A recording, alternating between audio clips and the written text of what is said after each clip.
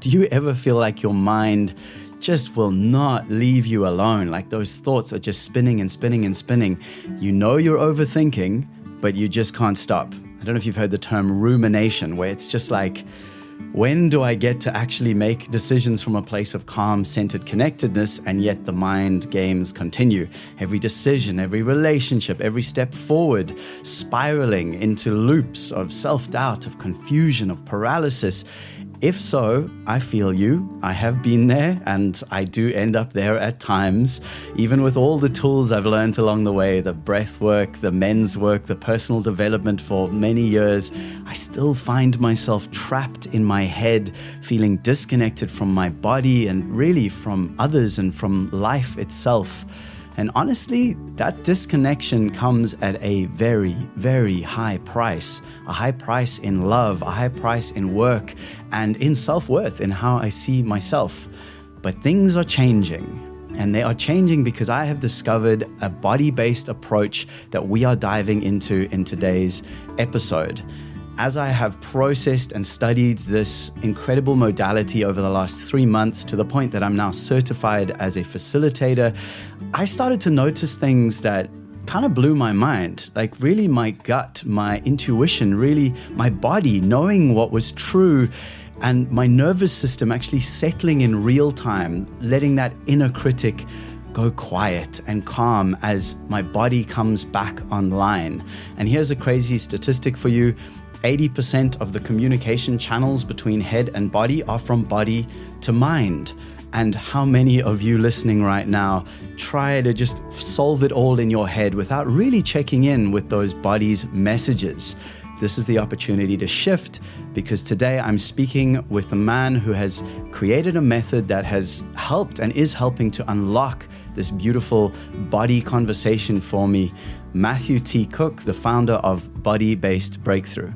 He's guided people at Apple, at SpaceX, at Google, but more importantly, he's teaching everyday humans like you and me how to come back to our bodies and back to our truth. I've just completed his 3-month B3 certification to become a trauma-informed somatic coach. And if you don't know what that means, don't worry, we will get into all of it. So whether you're a man who's ticked all the boxes on paper, but you're feeling disconnected from others or empty inside, or you're someone who just wants to stop thinking so fucking much and start feeling again, this one is for you. You are in the right place. When you hear the words, "we are already free," what comes up for you? Acceptance. Change.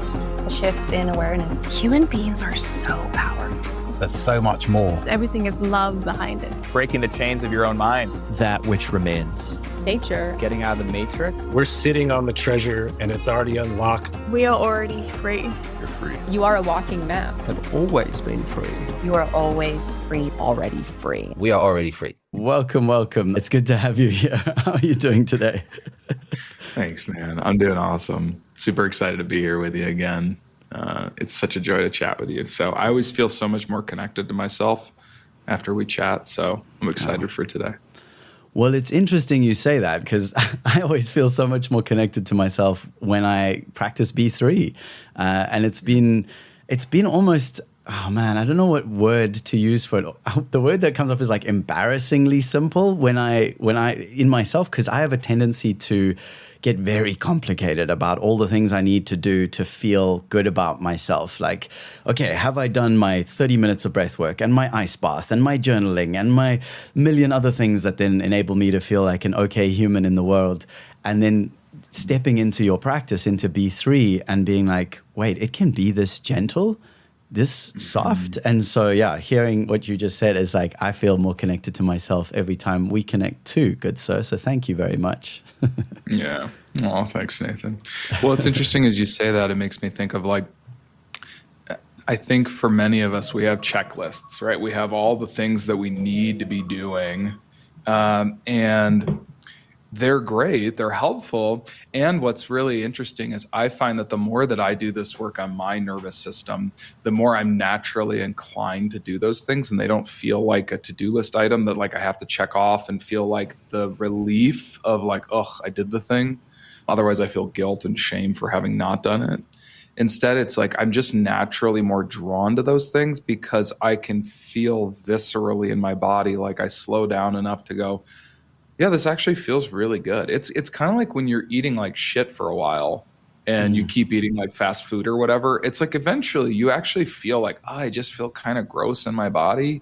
And then you start to eat fresh foods again. And, you know, even if it's in small amounts, and you start to go, wow, I'm like actually feeling like I have more energy and I feel just more vitally alive. And I find that the more that I do the nervous system work, the more that I feel connected to sensation and to even like emotion, and then like the behaviors that I take end up being things that are just like better. I want to take it out of like morality of like good and bad, but it's like I end up doing those things that used to be checklist items, but I do them from a place of like, this just feels good. So I'm just going to do that. It's just like what I want to do, not like trying to force myself to do the thing. And so I don't know if that's at all what you were speaking to, but I feel excited about that. That's where those morning routines and the cold plunges and all those things can come from. Whereas I know for so long, and for potentially for many of your men listening, that it can come from this place of like, well, it's like just another thing I got to do in the 30,000 other things I have to accomplish today. So I notice the more that I do this nervous system work, the more that those things become automatic. I want to dive a bit into that actually, and we will dive in a moment. For anyone who's kind of curious really about what is somatic work, what does it mean to be trauma informed, all those like more practical things, we're going to get into that. But I really want this to be a free flowing dialogue. And so you've just said something that has really goes deep into my own experience. And I imagine that for many listening, it might be the same, but morality, the good and the bad. And this is like, I actually had a dear brother who does very powerful body work. I had a session with him just a couple of weeks ago, and he said the same thing to me because we've done a lot of work together. And he's like, yeah, you've got that morality thing going on. And so for me, I'll just like a brief context is like, I am often judging things or generally judging things based on good or bad, or like this is this, if I do this, then I'm a good person. If I do that, I'm a bad person. And I put other people on pedestals or myself on a pedestal. And there's this kind of hierarchical motion. And I'd love to hear from you with all your depth and breadth of knowledge around these things. What might be happening there from a nervous system perspective, or like what is it that my story or my narrative is trying to help me with there? Like what's the potential positive intention of that way of seeing the world? Yeah, that's a great question, Nathan. I mean, like with our caregivers or parents growing up, we felt a lot of things, especially pre-verbal, like developmentally, like, before we have words. But even as we start to get words, it's like, oh, I feel this like thing in my tummy when mommy talks about that thing, talks about, I don't know, how we eat at this household and that there's good, bad ways and bad ways. And they kind of lock in my physiology in some kind of way where it's like, I associate that feeling that later might become unconscious, but that feeling in my belly is like, that is good or that is bad. And so I start to put thoughts or meaning to those feelings inside of my belly. And so what's fascinating is you're talking about like 80% of the communication between the brain and the body is the body actually communicating to the brain. So many times we think that, oh, it's like I have a thought first and then it informs my body, but it's actually the other way around. Our body receives 12 million stimuli per second, which is just nutty. 12 million stimuli per second. Yeah, per second. So like the temperature of the room, how much my lungs are expanding, my heartbeat, it's tracking like where the food is digesting in my belly and all of the different things. And then my conscious mind can only process 40 to 50 bits per second. So anyways, the good, the bad is just, it's really just shorthand that like my brain to like cut down on trying to have to interpret every single tiny signal that's happening every second. Sorry, mate. It's all good. Yeah. It's like instead of having to have that happen all the time, the good, the bad, all the different feelings that I'm feeling, the good, the bad is a good shorthand that we learn growing up. And so, yeah, I think at some point we can decide to deconstruct that a little bit and go like, well, is anything inherently good or bad? I don't know. I mean, yeah, there probably are some things that I might choose to decide in this life, like, taking advantage of, like poor and helpless animals or children or whatever it might be. Like those things, for me, is like, that's bad, and there are a lot of things that we can decide that are good or bad. But I think it's worth exploring as we get older. It's like, what are the things that we might interpret as bad growing up that, like, as I get older, I might go like, well, maybe that's not so bad, A silly example that's just coming to my mind at the moment is like debt. I think we all, or many of us, learned that like having debt is so not a good thing to have. And I've also had mentors that have been like, but the truth is sometimes by going into a little bit of debt, it can sometimes accelerate my growth to get me. So it's allowing me to have money right now that allows me to go do the thing I need to do to accelerate my growth in life in some way. And so I had to take that out of the bad bucket and put that into the good bucket, or I got to choose to do that. That's just a silly example, but there's a million examples that, yeah, I think going outside of good and bad, and what I've started to think more about is, does it give me the result that I want? That doesn't hurt me, doesn't hurt others, and doesn't necessarily hurt the earth. So if it gives me a result that like feels like a win-win-win for everybody, then I'm less concerned about like, is it good? Is it bad? I think there's a lot of things that we grow up in, especially if we grow up in religious households in some fashion, form or fashion, like even relationship to sexuality and sensuality. Like there's a lot of things in religion around that stuff that's like, well, that's just like religious shame that we're kind of given at a young age that we get to like explore as we get older. You're bringing to mind actually one of the sessions I had, and I can share this because it was my session this with Body-Based Breakthrough. And again, we're going to get into the practicalities, but this is the stuff that's really getting me like pumped up right now. And historically, I have felt like for me to process some of the bigger pain in my life, some of the wounding, and also just again more context is like one of the ways my nervous system was set up as a young person before I had the capacity to manage my own nervous system is that if I was expressing too much emotion, and I imagine a lot of dudes might resonate with this, but like boys don't cry, or basically this idea of if I wasn't bleeding and I was crying or wanting to throw a tantrum or kind of throw my toys out the cot, as they say, like if I wanted to kind of get bigger in my emotional expression, whether that was crying or moving my body or flailing around, the message I got was, stop crying or I'll give you something to cry about. And it's such a cliche to say that. But basically what I noticed a few years ago, I had kind of an epiphany moment where I was getting into a really challenging spot in like I was feeling really stuck in my head and I couldn't move the energy. And honestly, what came up was I wanted to hit myself. I wanted to physically hurt myself. And I've actually, again, many, many years ago now, I punched a table so hard that I broke my fist. And in all those things in hindsight, realizing, oh, my nervous system, when I get those big feelings, my understanding is, well, now you need physical pain because that's how we deal with big feelings. Wow. And so bringing that into the present with B3 is like, I've often found, I'll go into the ice baths or into the big plant medicine ceremony or the big breath work session of like where I'm shaking and it's all like super intense and it does feel cathartic. And I use all those tools. They're amazing tools. Like I facilitate a lot of those tools.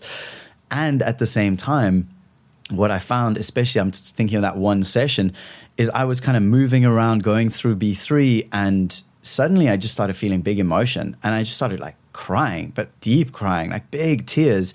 But there wasn't a push, there wasn't a fight, there wasn't this fear or this feeling of overwhelm or like I had to punch through a huge wall to get there. And I actually felt very present and soft with it. And so that for me was almost like that's what the child Nathan needed, was that when those emotions came, it was like, this is totally okay. We're here, we love you, and just let it happen, and we're with you. And so that's what I've kind of seen of the difference is, I don't know why that came up right now, but that was an amazing one. And what is the difference that I'm experiencing there? And again, it's not a good or bad thing. I love breath work. I love plant medicine. I love all these things. Yeah. But like what's happening in a B3 session, why does it feel so gentle and so like, like it's just okay to just move into the state without it being a huge story. Yeah. We talk about it in the program. This is so good, Nathan. We talk about it in the program. It's like forced maturity versus organic maturity. And so if I grew up in a household where mom and dad, metaphorically or caregivers threw me into the deep end of the pool, and it was like, well, good luck, figure out how to swim. My nervous system is set up for the stress response, for like, okay, I can achieve, I can succeed, I can find results in the 3D world, but they occur through stress. Like that's how we make things happen, is through stress, or through adversity. And sometimes that's because that's probably how they were raised. So this is not like a blame game. It's not to say that anybody's bad or wrong for doing anything that they did. It's that's probably most likely what was passed down to them. And so it's like, I want to bring a lot of compassion for that. And the other option, a new opportunity that I can explore, is what was missing at that time. Like what did little Nathan need? Did he actually just need somebody to just like be there and go, I'm not going anywhere. And I really like, you're feeling really big emotions right now, Nathan. And like, this is big. This is scary, like to really feel attuned with, to feel seen, to feel like heard and known, and that like I can be as big as I want to be. That's something that we get to then like relearn as adults, that we can have that. And so in B3, we go through a channel of, instead of the stress responses, we can look at the pleasure response. And pleasure is like a strong word for it. That's what some of our teachers use in the somatics world. But pleasure response just being like, I can grow my capacity through to handle adversity in life through a way that I'm growing through what feels good. Again, if we're, like what feels like innately good to me versus what feels stressful or scary or bad. And that, that's the way that we can grow our capacity. Yes. One of the ways. Yeah, that was a big moment for me when in the course, it was quite early on, I think, where you basically said, like, you quoted, I think, one of your teachers maybe, or someone you inspired, but like, how good do you remember the quote? Like, how good can you take it? How good can I take it? The work is pleasure or something like that as well? Oh, yeah. The job is enjoyment. The job is enjoyment. But someone's got to do it. But like those things for me, when I hear that, and I'm so curious if anyone's listening to this episode and being like, does that also feel like a different way to how you approach or have been approaching success or a life of meaning and purpose and connection? Because those things were major unlocks for me. So let's actually take it into some practicality. Like, what does it mean? So you teach. Yes, please go ahead. Can I really quick? So just like one thought though too, just because I can imagine that there's men listening to this that are like, but it's gotten me so much success, and I actually kind of have learned to like it. Like there is, so one of my teachers actually calls it an addiction to intensity. And so I want you to just check those like mental scripts that you might have around this stuff, which is like, and maybe it does feel kind of good on some level, but recognize that maybe that is actually something also that's been trained, that like I've trained myself to go like, I like the pain. I like the intensity. And that just to slow down and like, is there other options? Because what I want in my nervous system is actually flexibility. I want agency to be able to choose in the moment which modality I want to go with. So like maybe sometimes the stress response and the pain and the like David Goggins, like just do it. Like that can just feel, him. Like sometimes that pain just feels good. But one of the things that worries me about David Goggins, and that I've heard from a lot of my teachers as well, is that he only has one mode. Like it's kind of two-dimensional. It's like, and it's like, it's great. It works for him. At least it seems like it's working for him. But what I personally want in my nervous system is the ability to change the channel. and the ability to consciously with my mind, right? I know a lot of like us dudes and even women like that, like for folks that it's like, I want to be able to use my mind to make decisions. I want to be able to use willpower. I want to be able to think logically, to do the, to be smart about this, to think smarter, not harder. And so I'm like, well, what if I could actually in the moment choose which decision I want to make? Do I want to do this the hard way, or do I want to do this like in a more gentle way? And that both could be valid options. So that's the thing I don't ever want to tell people is like the way you're doing it's wrong. Because again, that's living in this like good or bad binary. Yeah. And it's like, no, it's probably not. It's just like, I want multiple ways to go about doing this. Yeah, I mean, dude, does that make sense? What I'm saying? 100%. Okay, no, okay, like okay. you. So I've experienced burnout, like, and it's and I say that like it's such a not. There you go. Like I remember you told me on the last episode that was kind of one of the things that got you into this. Was this whole thing of and you were working in the wellness industry as well, I think, in weren't you in like the sort of conscious coaching, transformational, and you burnt out. And so like we could dive into that again as well. But in this moment, this piece around burnout for me was, it's like I pushed so hard and I was so like, and I did it. I was a successful independent singer-songwriter. I had one of the most successful Patreon pages as a musician in the world. Like I killed it. And then I killed myself. Like I fell apart and I just couldn't work out why can't I just get up and do the thing? Just like do it. Just keep doing it. And I just didn't have the capacity in my nervous system. I now understand. And actually I really would love to take this into the practical. And obviously any reflections you have, but what is B3 and what does it mean to be like this idea of somatic and this idea of trauma informed and this kind of melding that is the body-based breakthrough method? Yeah. Oh man, I love that. I actually want to pull up on my side. There's a way that we talk about this that I just love, and I want to make sure that it's like so B3 or body-based breakthrough. It's a somatic coaching approach. Where we're deepening our relationship with the mind, the body, and our actions. It's probably the most succinct way that I can say that. So I'm interested in not just leading with my mind all of the time, but being able to have choice, like we're saying, between a conversation between my mind, my body, and my actions. So it's a combination of gentle movement, breath work, and journaling, where we're taking a look at, and I know sometimes people are like, oh, journaling though, I don't know about that.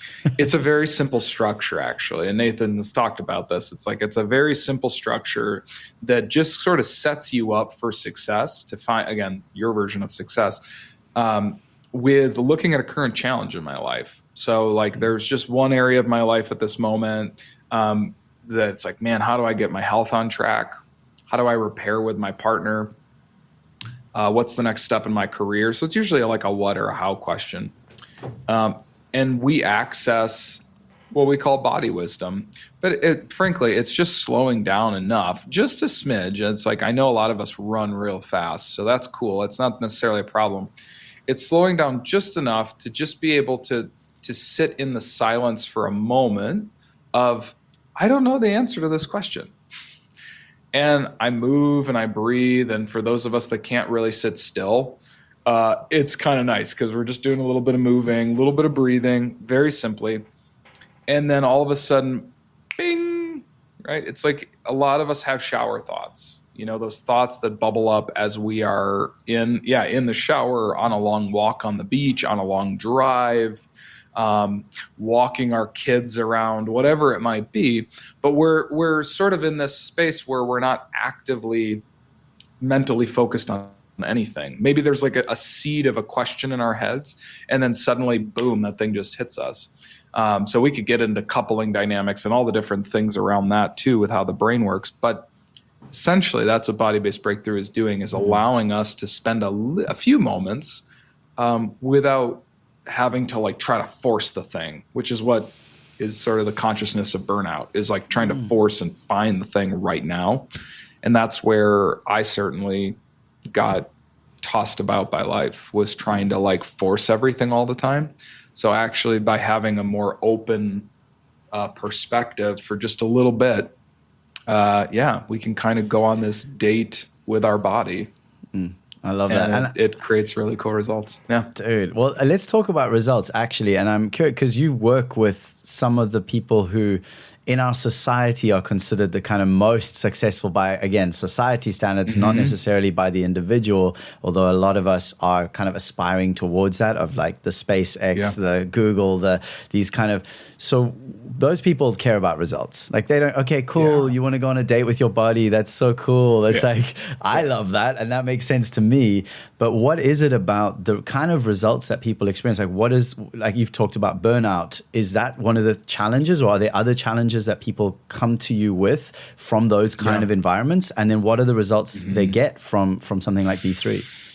That's a great question. Yeah, so it's where someone chronically is living in a world where they feel anxious or burnt out or depressed, or like ADHD, and in the sort of somatics or the nervous system world, we would talk about that as chronic dysregulation, like a nervous system that's chronically outside of its capacity, or what we call technically, Dan Siegel, a gentleman who has been talking about this stuff since the early 90s, coined as the window of tolerance. So I have this sort of window of capacity that ideally I want to grow over time, but that is my ability to perform and be in the world. And so if I'm chronically anxious, that means I'm actually past that window of capacity, or that window of tolerance. And if I'm chronically depressed, I'm actually below it. So the ideal is that I'm sort of in this Goldilocks like middle ground, where I'm not too activated, I'm not too intensified, and I'm not too tired or too like low. So it's this Goldilocks middle. One of my teachers, Peter Levine of Somatic Experiencing, he calls it relaxed alertness. Relaxed alertness. And I just love that phrasing.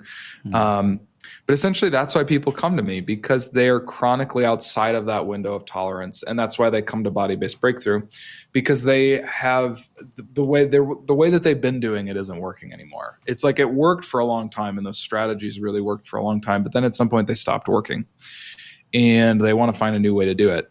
And so that's what we're exploring, is how do I find, and Nathan knows this from the program, inspired action.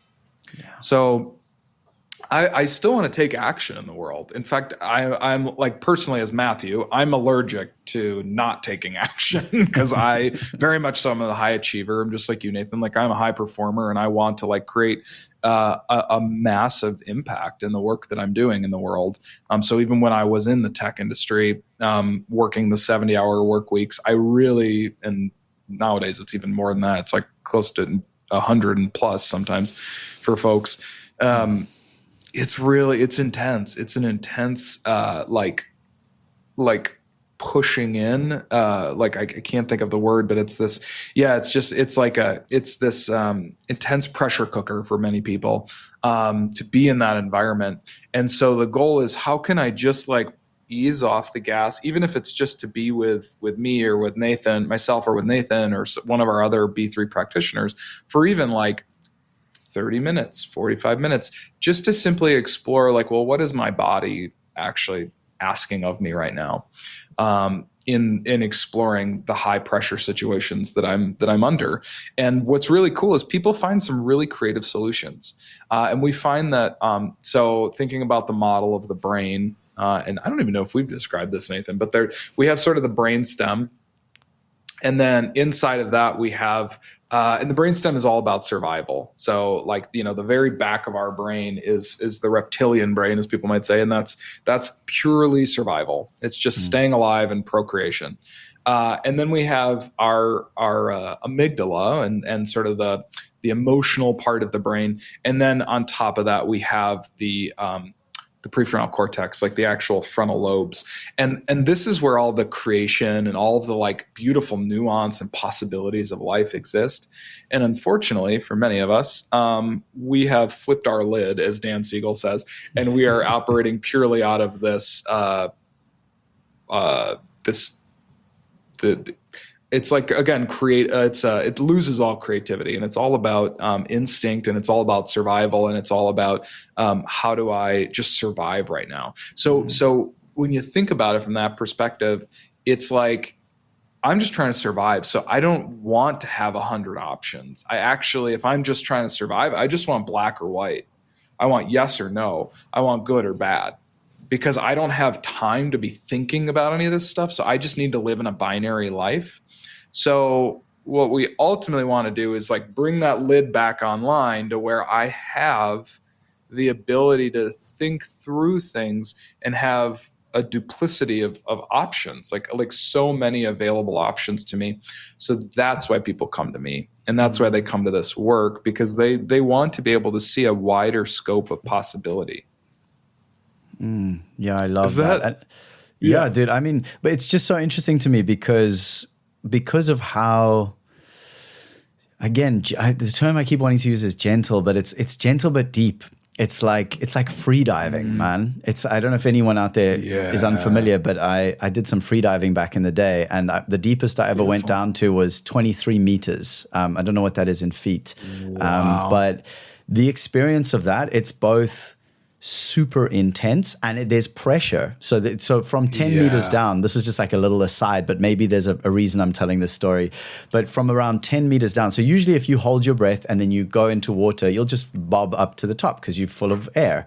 But what happens around the 10-meter mark is the pressure of the water becomes so great that it neutralizes your buoyancy. So from 10 meters down, and so basically what I'm doing is I'm taking a deep breath and I'm pulling myself hand over hand down a rope into the depths.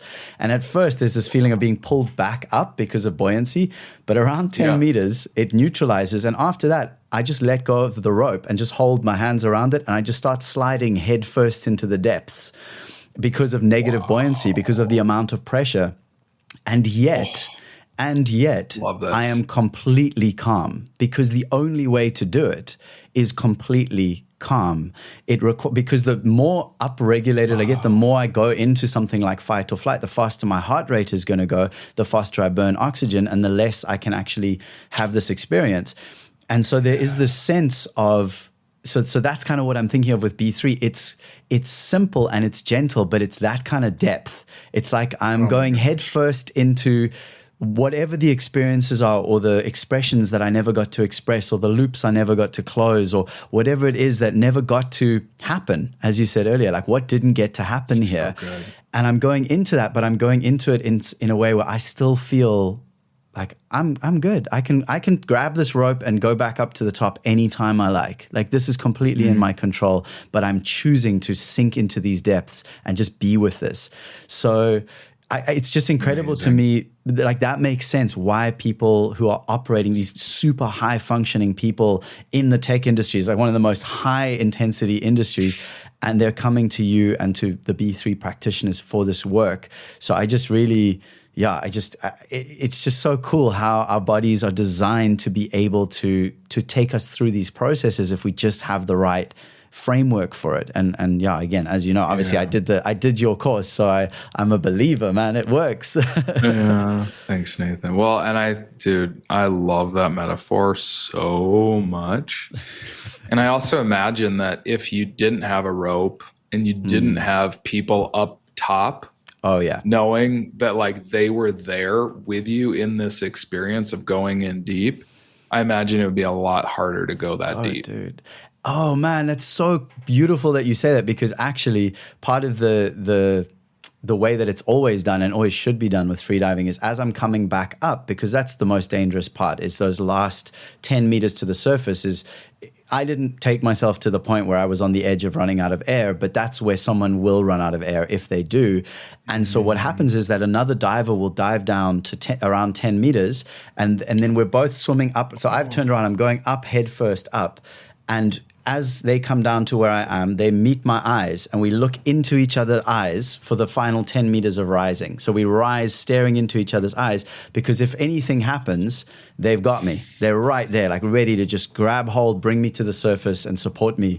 So 100% right. Having the rope, having the support, having these tools in place, these supports in place, these relationships in place is what enables me to go deep. Dude, I love this metaphor. I am obsessed with this metaphor. Wow. I almost find myself wanting to cry. It's like such a beautiful, it's just such a beautiful metaphor, man, for what this work can be.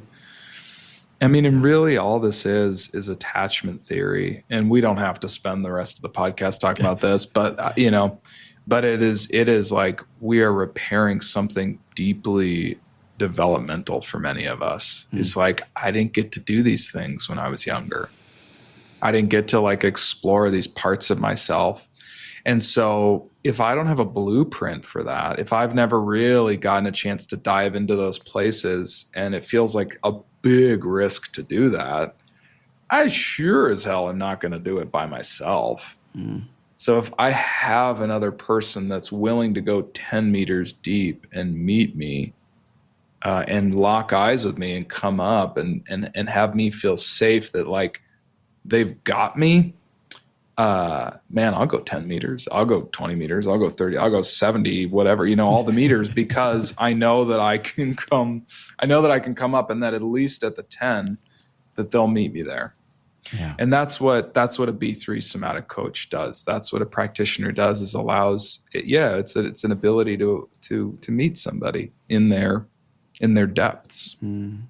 Yeah, well, I've found that in our sessions while we were going through the course, when we would, you would take us through, and then we were taking each other through. And my experience is generally still that I prefer being guided through a session, even after 3 months of it, like, because it is that rope, it is that person there. Just there's a container that I can then be like, I'm safe here. I don't have to think about like, or get like, because sometimes there are some, what I would say are uncomfortable things that come up for me, feelings or thoughts or like ideas that like, oh, I'm thinking something that I want to move away from, and yet I'm choosing to stay with it because that's the process. Like, I'm here in it.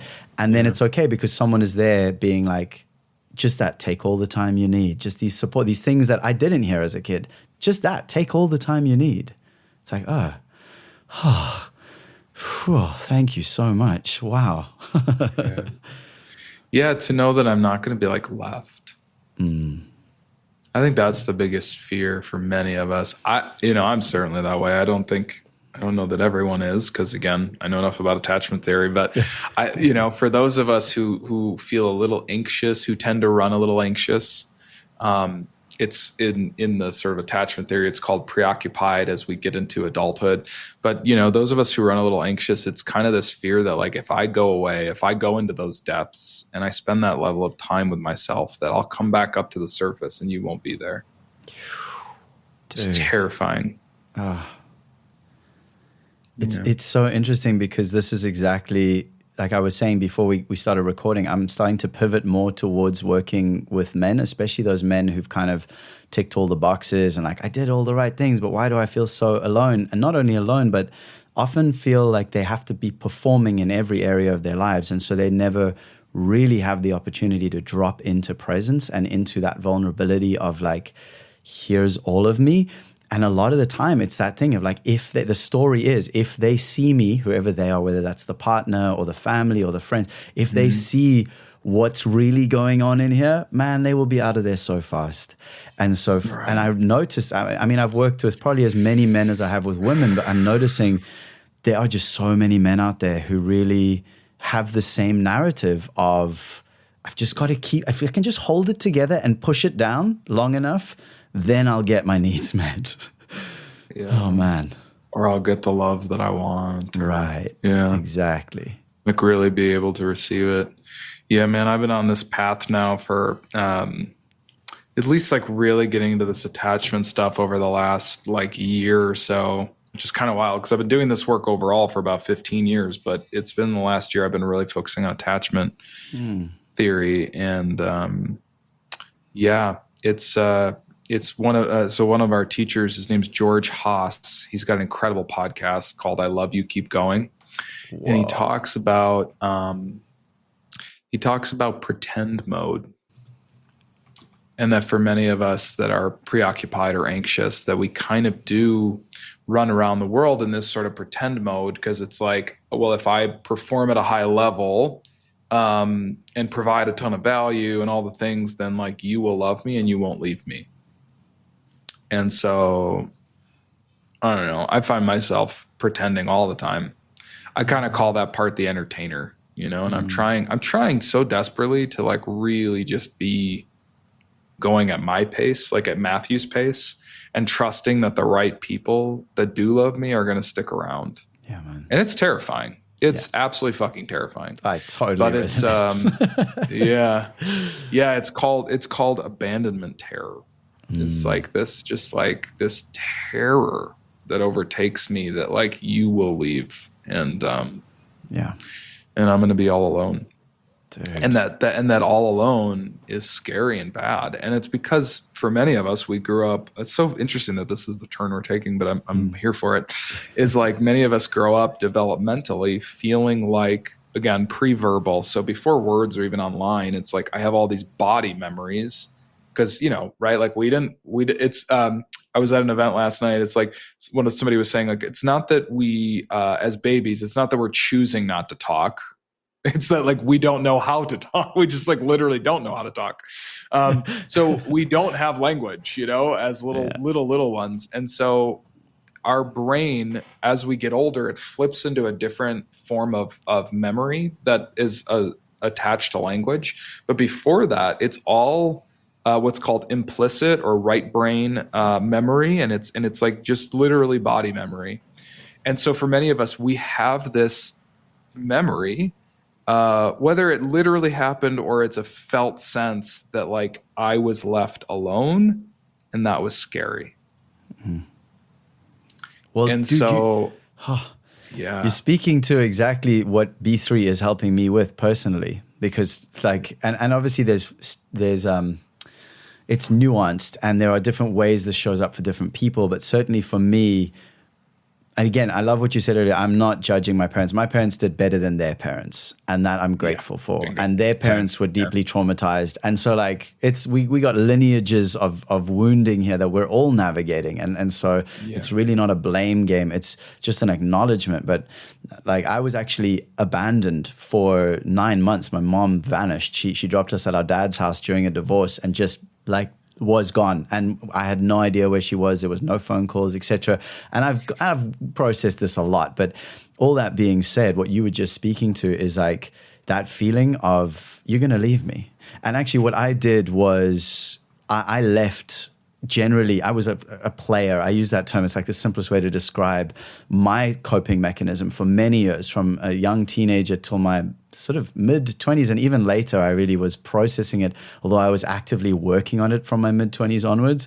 But I basically used relationships, especially with women, as a way I made sure I was the one in control. I made sure I had the power. Mm-hmm. Like I was always going to be the one who left. I was always going to be the one who wasn't as in love as she was, you know? So there was always that dynamic of like, I could bail on this anytime and it doesn't even matter. But it does, of course, and it hurts at some very deep, deep level. And what I'm finding now, because I've done so much work, I've been with my partner now 9 years. We have a kid on the way. Like we're married. It's amazing. And I still notice those parts of me that want to keep performing, want to keep like, am I doing enough? Is it like, is this enough? Is this going to make you stay with me? Like, are you going to stick around? And what I've noticed with B3 is there's no performance for me. That's the point, is it is the opposite of performance. It is presencing. Bingo. And so that's what I love. It's not a forceful, well, now I'm going to throw myself into the ice bath again, which I love, but I'm going to be there and I'm going to sit through it because I'm going to be a tough, big man. And it's like, it's like, I'm just going to sit with myself. And you said, we had one session where I was feeling anxiety. I don't remember what happened, but I said like, I think you did a check-in and you're like, what? And I was just like, I'm feeling anxious. And you said, okay, if you're okay with it, let's just take a minute and just sit. And you're just like, okay, there's anxiety. What is that? And just sit with that, breathe with that, be with that. And that was like, and immediately I felt a shift in myself where suddenly that part of me was not being rejected by the other parts of me. And it was like, oh, we're all welcome here. And that was beautiful. Yeah. Anyway, so thank you. That's so great, Nathan. Thank you for sharing that. Man, even as you say that, I'm just like thinking about like, challenging like the testosterone, and like if there's like men listening to this that are like, yeah, it's like part of me wants to be like, you really want to be a man? Like you really want to like be an intense badass motherfucker? It's like sit with anxiety. Fuck. You know what I mean? It's like fucking sit with anxiety, you know? Fuck. Yes. Like man. that's the thing, man. If you can do that, like then to me, that's a real man, you know? Yeah, beautiful. A man that's like willing to sit in the discomfort without like lashing out, without like blaming, without any of the other stuff. Is like, can I just sit at the most like fundamental level? Can I just sit with what's uncomfortable inside of my body? Like in somatic experience, and we talk about this a lot, is like the at its core, like the deepest part of being a human is feeling, is in sensation. It's like literally the discomfort. And I'm just realizing for some men, this might be helpful to hear this, is like sensation. Some examples of sensation are like that heaviness in my belly, or that tightness in my chest, or my right shoulder that like chronically like kind of clicks and, you know, like just doesn't quite feel like it's in the right place. Like instead of trying to fix every fucking thing, because that's what men were taught to do many times, can I just sit with that, like, this is actually kind of uncomfortable, and just sit with that. And again, not to like stew in it. That's not the point, because that's where a lot of people shame this kind of stuff. It's actually to like really get real with what's actually there right now. And if I'm really real with what's there and I'm really honest about what's there, then I can actually shift it. But if I'm just like Pollyannishly like faking, like, you know, oh, well, that happened in the past and we don't have to worry about that, and I just need to move towards a better future. And it's like, I get that. That's valuable. And one of my teachers, Moshe Feldenkrais, who's an incredible movement, just like pioneer, he said, in order to know where you're going, you need to know where you are.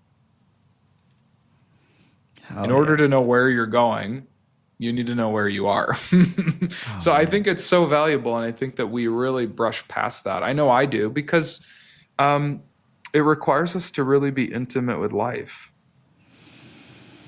You know? Like to really be intimate with life, to like let the grittiness of life kind of like impact me, for me to kind of take that in instead of trying to like run away from it. And I feel like a lot of my personal development growth over the years has been me actually running away from discomfort, has been me running away from pain. Yeah, I mean, that's why we do inspired action, because I don't want to kill that part in me. I think it's a really valuable part in us that wants to like take action. Yeah. You know, I think that's really beautiful, but I want to take action. And we talk about it as like the come from, like what's the place it's coming from in me? Is it coming from a place of anxiety that I'm taking action? Or am I taking action from a place of like, yeah, I felt the thing and I'm choosing not to do that anymore. Like I'm going to choose something differently, but I feel like grounded and centered in the thing. And it's like, that's been here. Yeah. The anxiety has been here, and damn, is it like scary, and I'm frustrated about it, and all the things that I might be feeling about that anxiety or whatever the thing is. But I'm going to instead choose this really tiny action, you know, that moves me forward towards more of what I do want. So yeah, does that make sense? And what you're speaking to, for me, what the word that's come up really strongly as I hear you is safety, because it's that all becomes possible through safety, and B3 is a way to return to safety, especially facilitated by someone who's been trained, because there is that opportunity then to go to what might feel, as you said, gritty or uncomfortable, or might have been the anxiety, the stuff that I would often just be like, well, I'm just going to bypass that entirely and continue on my way. And instead, I'm choosing in this moment, in this context, to be with these parts, to allow these parts to come up in whatever that way they choose. And that requires a level of safety. And more, I see my role as a coach, and this is what I was doing before I did B3, and B3's just given me this, like, the final piece of this puzzle, at least so far, from what I can tell. There might be more pieces to the puzzle, but hey, here's where I am. Probably and always, right? Yeah. And what it's given me is this. All I'm doing as a so-called coach is just supporting a container of safety so that someone can come into that space. And often people are surprised, and this doesn't always happen, and it's not better that when this does happen, but often people are surprised by how much they cry or that tears want to come through. And that's generally, I've seen, as a state where suddenly someone is just being heard and seen. Just without anything necessarily changing. It's just like, this is what I hear. This is what I see. I'm with you. And they're like, oh, fuck. Wow. Like, I have such goosebumps even just saying that. Like, it is such a big moment. I'm with you and you're safe. All of you is welcome here. Yeah, man, I love that. All of you is welcome here. Yeah, it was like, and many of us didn't get that. Didn't get all of you is welcome here. No. No. And it's so funny because I think so much of our pain in life comes from not all of you is welcome here. Right. It's like, hey, like, I'll accept this piece of Nathan, but like, I don't know about this piece. And actually that piece, well, let's push that away too. Let's ignore that. Let's avoid that. I don't like that part of you. Versus like, every single thing is welcome here. And this is why, as we were talking about at the very beginning, coming back around to the good and the bad, is like, when we label anxiety as bad, I'm going to avoid that thing like the plague. Right. Even though I'm feeling it, but I'm not going to acknowledge it. I'm just going to avoid acknowledging that thing's there. But if it's just like, anxiety is just a part of being a human, because like, here we are 2025, and to date this, or maybe, you're listening to this in 2027, but like, anxiety is a thing. And it's there, and I can pretend that it's not there and just like sort of like wipe over it and go, oh, I'm actually feeling happy. Or I can just like sit in like, I'm just feeling this. I think that's really it, is like, can I just sit with whatever is actually here and go, hey, you're welcome. Oh, and you're welcome too. Yeah, and you are, and like a little bit of happiness is here, and like, oh, and that's welcome too. And there's also like some grief in my chest, like, and that's welcome too. And it's so funny because I think I'm like, for me, I grew up in a world where I think like I would start to feel kind of crazy if I felt all of those things. But the irony is actually, by feeling those things as they come up, it actually like brings me back to like normal, as people might want to say, but like healthy, like I'm back in the flow of presence with life. Right. A lot quicker. But if I like resist and push those things away, it's like you were saying, it's this, as we were saying, like pretend mode of like pushing down. And then it's just so much more to process at some point. And then it explodes. Than just like allowing it to happen. Dude, and it explodes. My coaching teacher I'm trained in a modality called Inner Life Skills, which was developed by an incredible woman here in South Africa. Really, her story is just so inspiring.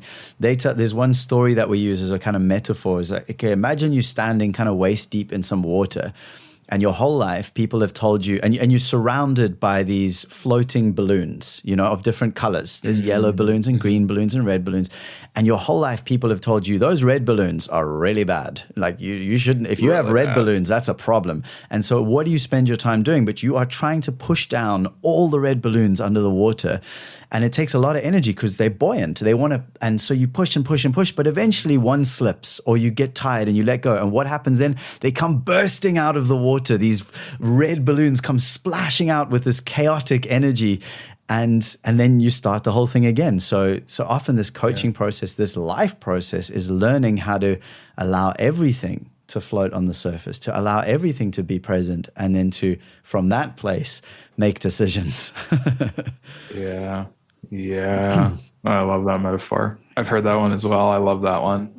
It's a good one. I'm even thinking, like, do you sometimes lift up some of the balloons even? Definitely. The nice guy. The nice guy is a big one.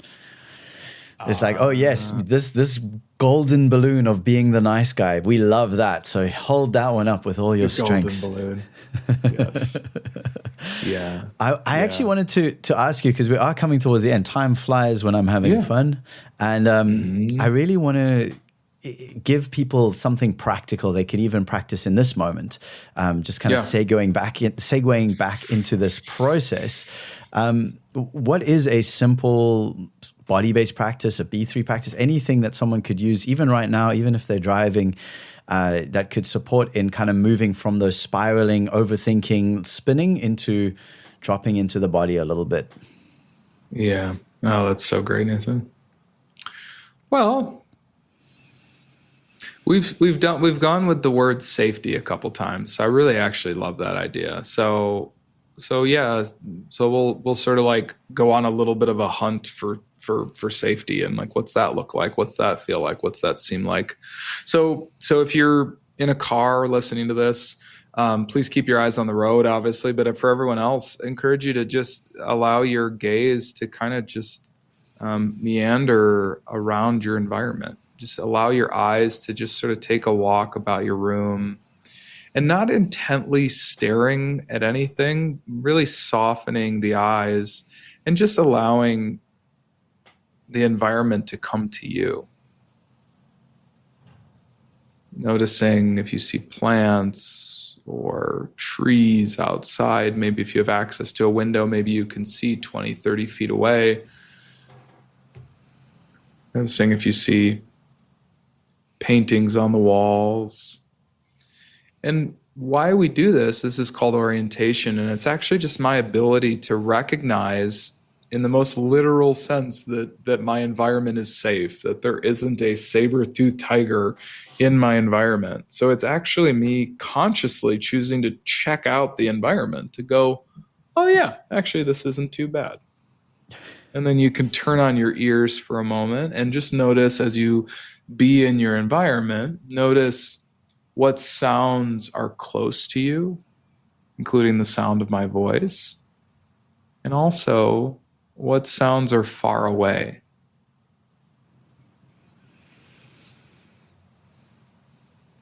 Can you hear cars on the road? Maybe you can hear wind running through the trees.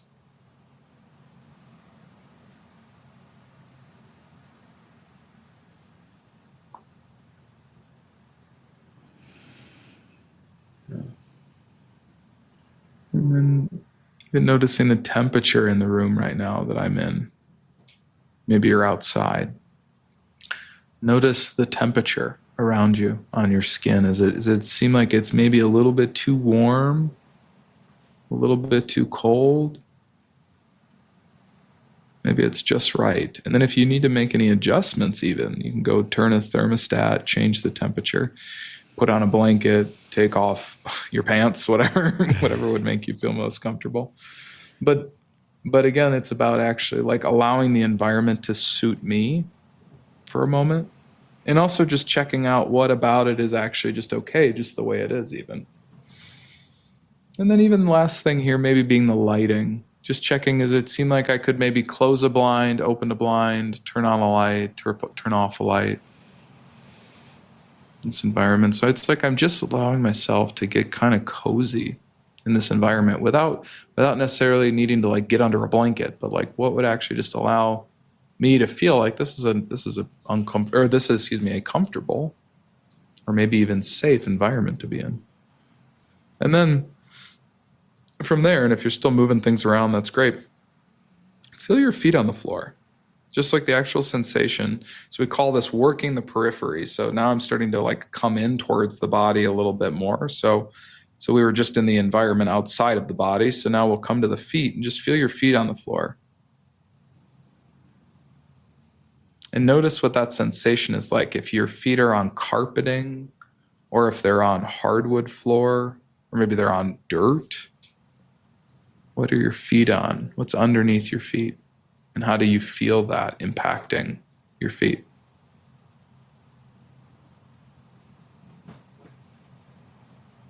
And then feel your seat in your chair, or if you're walking, again, you can continue to feel your feet. But if you're seated, you can feel your seat in your chair or in your couch.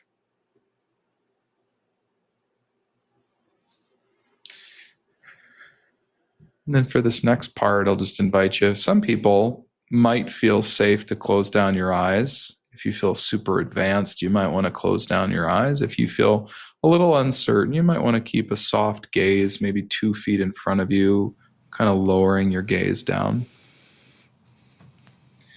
And just with this idea of safety, I'd be curious what images come to your mind, just as you think about safety. Do you have a picture of a beloved grandmother, or your partner, or a pet, or your bed, as you think about safety? What images or even mental movies begin to play?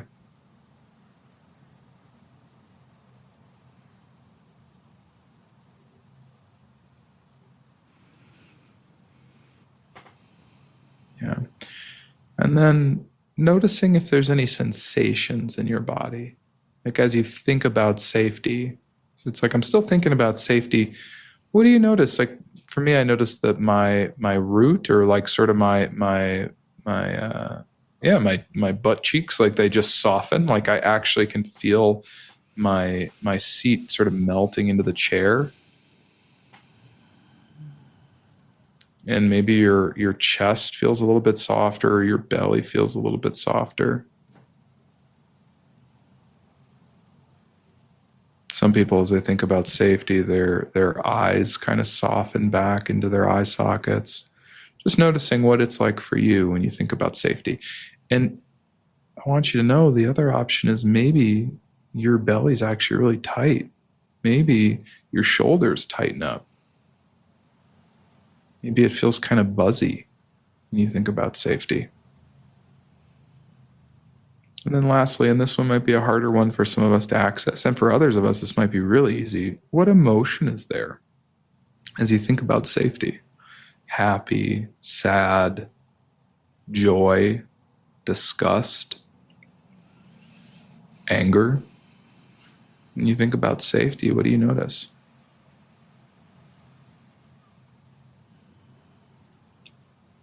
Yeah. And then we'll kind of come out the same way we came in, which is just orientation. So you can just kind of slowly in your time, you can listen to the sounds around you, including the sound of my voice, and you can gently open up your eyes, take a look around, and just take in the environment again, and just notice. This is the most important part, so don't miss this part. What's different? What's shifted? As you look outside you in your environment, what's different now? This is the most important part. What's different?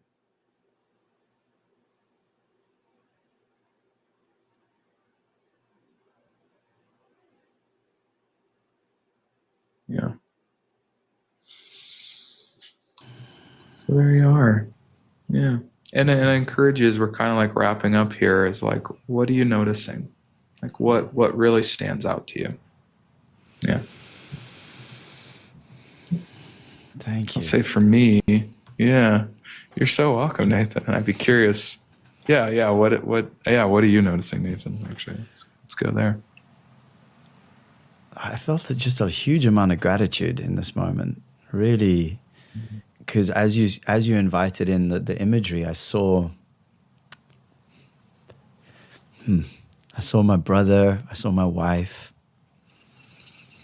I saw these people in my life who I feel really safe with. And I just felt so grateful that I actually have, through a lot of work and a lot of like courage, developed safe relationships. Yeah. And so, and it also felt good to be available. I really was like, hey, I'm thinking of safety. If whatever feeling wants to come, if it's fear or sadness or anger.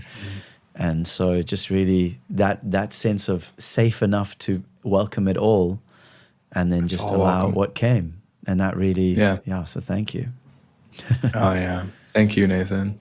Well, and I'll say too, for some people, your image might actually have been like that, that trail that you always walk on, and that tree that you see.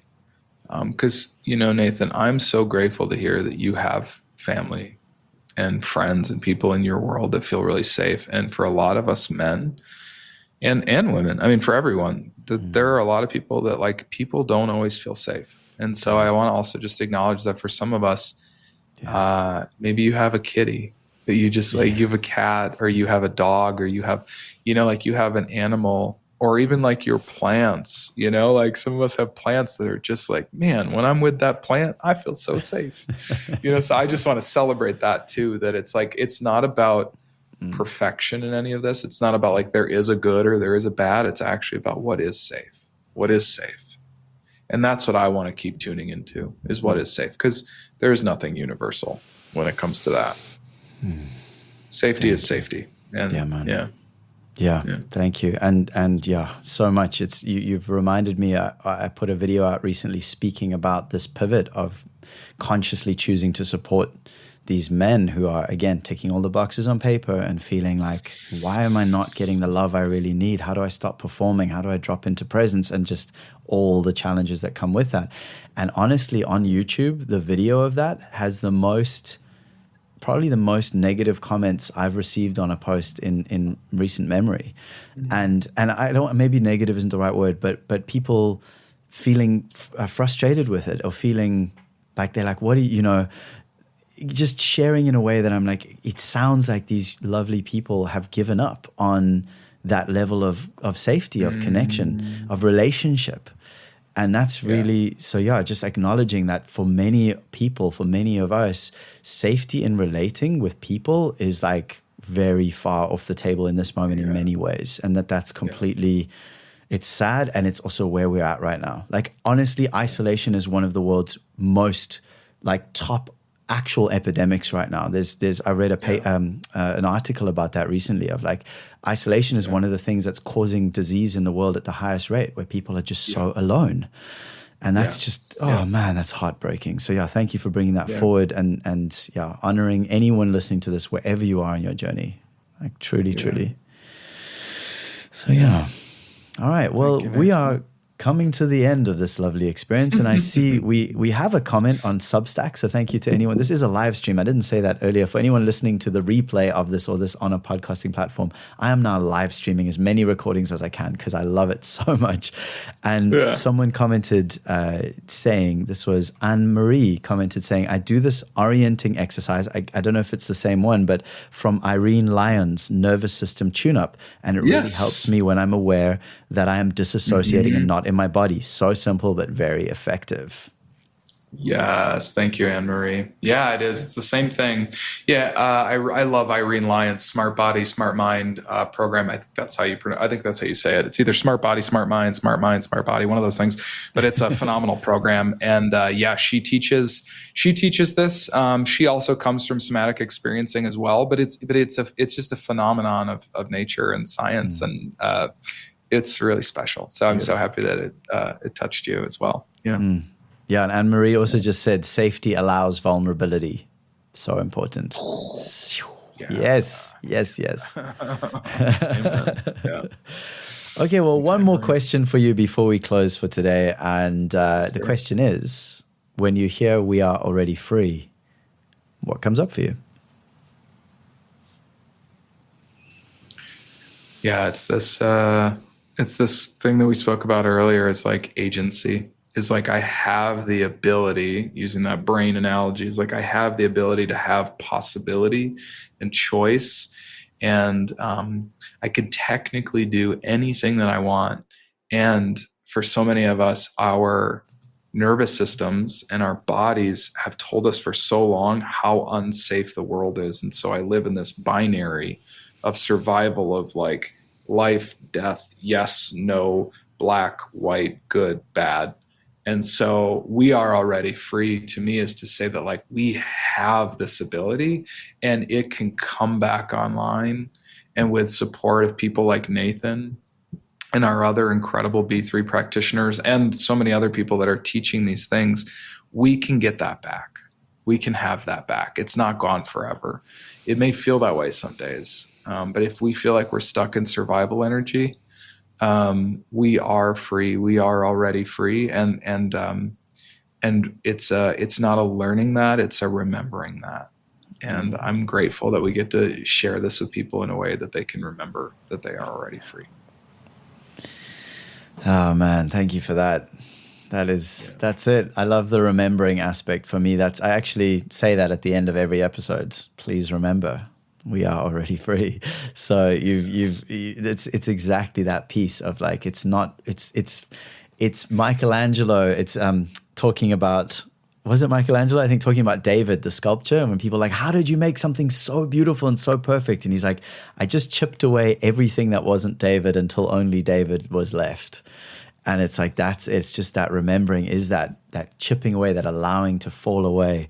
So yeah, thank you. And I will have this in the links and I will speak to it in a moment. But if anyone is wanting to find out more about you, what is the best place for them to find out about you, about B3, about what you're up to? Where would you direct them? Yeah, Body-Based Breakthrough, bodybasedbreakthrough.com. It's Body-Based Breakthrough on Instagram as well. We post a lot of fun content on there, and we have a lovely newsletter where we share these things. And if you want to become certified as a Body-Based Breakthrough somatic coach, a B3 certified somatic coach, our goal is by 2035 to certify over 1 million trauma-informed somatic coaches, purely for the reason of we want it to be silly in 2035 that anyone would be not trauma informed. And so we just want to be a part of the solution of helping people along that way. So we've certified over 100 people at this point, and I'm so proud and honored that Nathan is one of the B3 certified somatic coaches. Yes. So many more to come. So if that's something that's interesting to you, you can find out more about that on the website. Otherwise, please hire Nathan to do somatic coaching because he's incredible. So that's my plug for you. Thank you, brother. And thank you again for everything you bring through, man. Like I just, it is a continuing blessing to know you and be connected with you and to have gone through your course. And honestly, for anyone who's kind of on the fence or even just considering skilling up or supporting your own journey of healing or wanting to support others in this space, like Matthew holds such an incredible space. And it will, even if you're coming at it from like, I just want to learn a new skill that I can help others with, I promise you will learn, you yourself will be so supported in your own journey. And it's not just the actual content itself, it's also the way that you, Matthew, hold the space, and it's also the way that you hold the container with everyone who's there, and the way we're all encouraged to like integrate with each other and interact with each other. And so, yeah, brother, just could not shower enough stars on you for this. Thank you so much. What a pleasure. Appreciate you so much, man. Yeah man. Thanks so much. And looking forward to so much more. Yes, definitely. I'm going to gently nudge you into the green room and do a little outro here, and then we'll hop on after. But thanks again, brother. It's been a pleasure. All right, you gorgeous, gorgeous humans. What an incredible episode. I feel so safe, actually. I feel safe and centered and connected. And again, thank you to Matthew and to Body-Based Breakthrough, his presence, his wisdom. These very honest and open conversations, I think, are so important in these times to help us all to remember that you're not alone and that all of you is welcome here and that you can reconnect with that. I mean, some very simple takeaways around here are just like your body is sending you messages all the time. There's like 20 million signals coming in. Your body you can only consciously be aware of 40 of those. So it's about, is our body attuned to the aspects of life that are moving us into expansion, into connection, into safety? Or are we stuck in old loops and cycles that are no longer serving us? And again, without pushing those away, there are ways to process this, to allow this to come through and to be resolved, and so that we have more capacity to really show up in our lives without having to overthink and loop our thoughts, trying to solve the stuff just with our mind. We have so much more available, and B3 is a way to support that in a very simple, very safe way. So please do check out Body-Based Breakthrough. check out my work if you'd like to. Come and get on a call with me. But you can find, I've created a short link for you to make it easy. If you go to alreadyfree.me/B3, that will take you immediately to Matthew's website, to Body Based Breakthrough, and with more information. Again, I could not recommend it highly enough, like very, very much so. Thank you for listening. Thank you for being here with me. It's been a pleasure, whether you joined in live or whether you're joining in as a replay listener. It's such an epic journey to be on this path with you, and I'm so excited to share more conversations like this.